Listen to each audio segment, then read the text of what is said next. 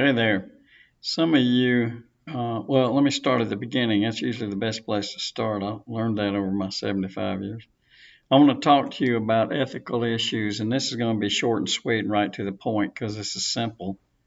The execution of it isn't, but the idea is very, very simple. And some of you are in my human sexuality course, and this is old hat to you, particularly those of you who are interns. You're about done. So you've had ethnic, oh my gosh, ethical stuff shoved down your throat, and that's a good thing. Keep you out of jail. So let's talk very briefly about what this is all about. And obviously, this has to do with marriage and family therapy. So you expand a little bit here when you're counseling multiple people, then you got to keep this ethical business in mind. I think I pointed out in my human sexuality class that I had two or three or four courses. I'd have to go back and look at my curriculum, and I have textbooks just on ethics. I mean, my gosh, this stuff is so law oriented. People can sue you for anything, looking at them the wrong way. Whatever the case is, not knocking the law. I was a cop too long to knock the law. But still, I think you get my point. So let's begin with confidentiality. Forming a trust between you and the client. Some people call them patients. Still, that's fine. Um, that's probably one of the foremost things you have to do. They got to trust you, and they're not going to tell you anything. They have to feel confident that whatever they tell you is going to remain confident. You're not going to go blabbering it around everywhere.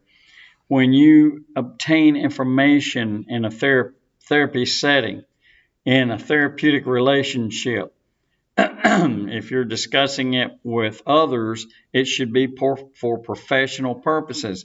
No, not gossip, not, hey man, you should have seen this dude come in here today. Not that kind of a discussion. Consultation with colleagues. Uh, that's another area that trips people up. You have to maintain confidentiality so that you don't identify somebody. Now, there are times that you do, but I won't get into all of that. Once you start your internships, for those of you who haven't done that yet, or whatever you're going to do, that will be covered for you. Because if you're headed toward a career in this stuff, you're going to take a lot of ethics courses, or you should anyway. They should be offered for you. One-on-one, one client, one counselor relationship. The obvious burden of responsibility is on whom? It's on you, the counselor. It's not on that person. They can say what they want to. They can go yakking everywhere if they want to. Matter of fact, it's probably good for business. Hey, go see this old bald-headed buzzard here. He can help you out. So the confidentiality burden is on you. You have to maintain that. And then you have a slew of forms. And I told you this would be short and sweet, right to the point. Informed consent forms. For example, authorization to release records, so on and so forth. I don't want to run through all these records. What I want to say about them is that you need to be diligent in your record keeping. There are a lot of reasons for accurate records. If you're dealing with somebody that's involved in the court system, they're going to have to prove to the court system that they're going to court-ordered therapy. And you're the guy. You have those records. These indicate that they satisfy the demands of the therapy and that this person is meeting the court directives. They can go to jail for that, depending on the crime, depending on the reason that they're there. So you need to be diligent because guess what? They'll drag you in there with them, and then you're going to have a problem. What if a person that you've been counseling moves out of the area and they request records for a future therapist? Aha, you need to have those records. They need to be in correct order. Billing purposes for insurance companies. That's another reason. Maybe the insurance company needs to see what's being done because this person has requested more coverage. I need to keep going to this person for a while. They're helping me out, and they need to prove to the insurance company that there's progress being made. That's a battle within itself. You need to be able to prove by your record keeping that you took and maintained an acceptable standard of care. And guess what? That can be examined. They can come after you. You know how litigation happy America is.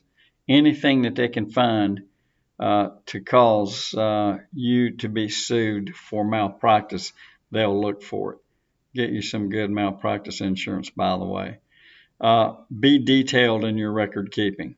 Don't just jot something down. When you are at a point where you can begin to think about terminating the records, then there are standards that you need to maintain to get rid of those things. Normally they're kept for about 5 to 7 years. My interns would know this. I've forgotten. After the therapy has been ended, terminated we call it, then somewhere around 5 to 7 years, I believe, then you need to be to follow the procedures to get rid of those things.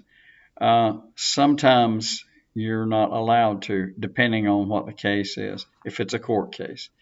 And finally, when you treat minors, be especially cognizant of what you can and can't do, including what records are kept.